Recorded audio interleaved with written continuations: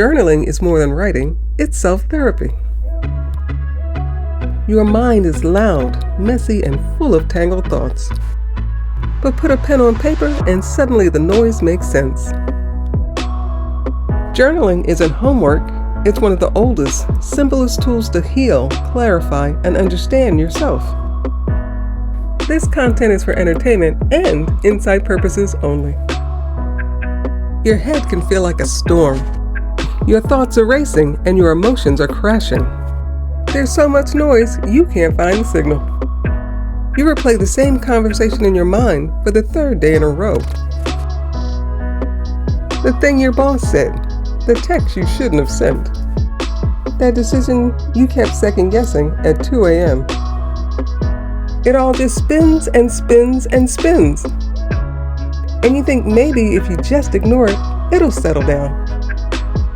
But it doesn't. Nope, it never does. So what do you do when your mind feels like too much? Journaling. It sounds simple, almost too simple. A blank page, a pen, your thoughts. And how is that supposed to fix anything? But here's the thing, journaling isn't new. It's ancient. Kings did it. Philosophers did it. People in prison cells, hospital beds, and quiet kitchens have done it for centuries. Not because they wanted to sound smart. Not because someone told them to. Because they needed to make sense of their lives. When you write, something shifts. The chaos in your head slows down. Thoughts that felt impossible to manage suddenly line up in ink. You stop thinking in circles. You start thinking in sentences. And sentences have beginnings, middles, and ends. That conversation you kept replaying, write it out. Every word, every feeling, whatever you wish you'd said, suddenly it's not trapped in your head anymore, it's on the page. And once it's on the page, you can see it differently. You can see what actually happens versus what your anxiety added. You can see patterns you didn't notice before. The page doesn't judge you, it's self-therapy. It doesn't give you advice you didn't ask for. It just listens, quietly, completely.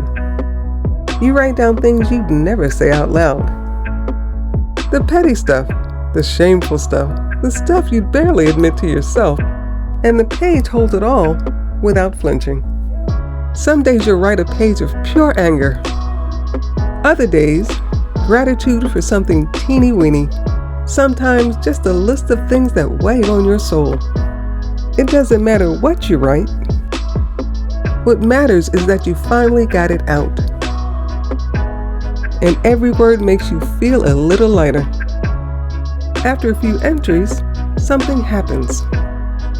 You start to see yourself more clearly. Not the version you perform for other people, the real you. You notice what drains you, what fills you up. What makes you feel small, what makes you feel seen. What you keep choosing even though it hurts you. Journaling doesn't fix everything overnight, but it shows you where to start. It turns confusion into questions, and questions into answers. You realize half the time you don't even know what to think until you write it down. The act of writing forces you to slow down. You actually finish a thought instead of reacting. It's like therapy, except you're both the therapist and the client. You ask the questions, you work through the answers. And nobody charges you $200 an hour. Over time, your journal becomes a record. Not because of what happened, but how you grew. You can look back in 6 months and see how far you've come.